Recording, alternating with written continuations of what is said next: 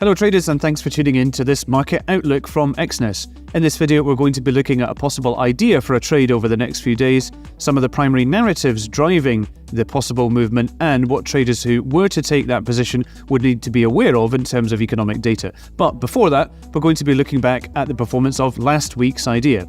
Last week's idea was a possible buy for gold from the area of 1,950 with a possible target around 2,000.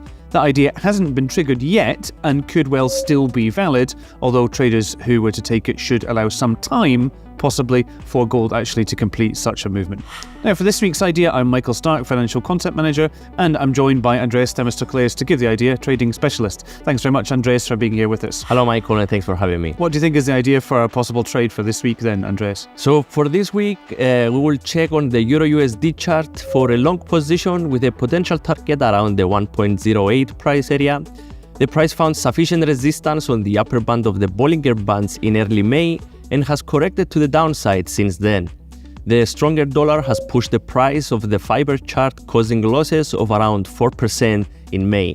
Also, if we take a look at the chart, we will see here that the stochastic oscillator is in the extreme oversold area, indicating that a correction to the upside might be possible in the following sessions.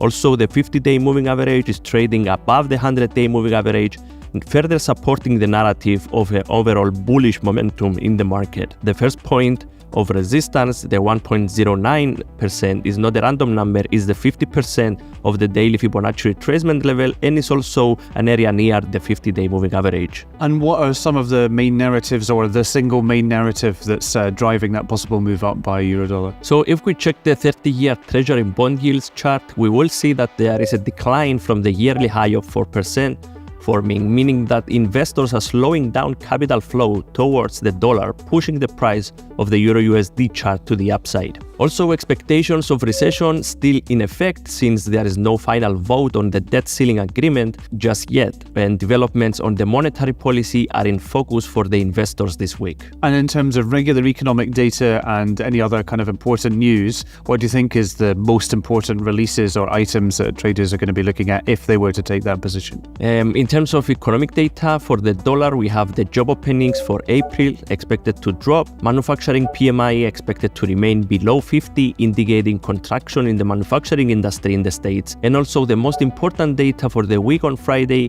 which is the US job report. NFP is expected to drop, and unemployment rate is expected to rise to 3.5%, even though it's still close to the all-time low of 3.4%. If all of these expectations are confirmed, we might see the dollar losing momentum and incurring losses against its pairs in the short term. Okay, thank you, Andreas.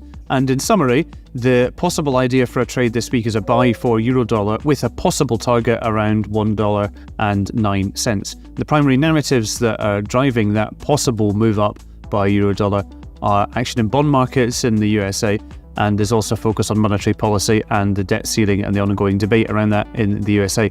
This week's most important release is the US job report, including non-farm payrolls, but traders are also looking at PMI and other statistics from the USA in the next few days.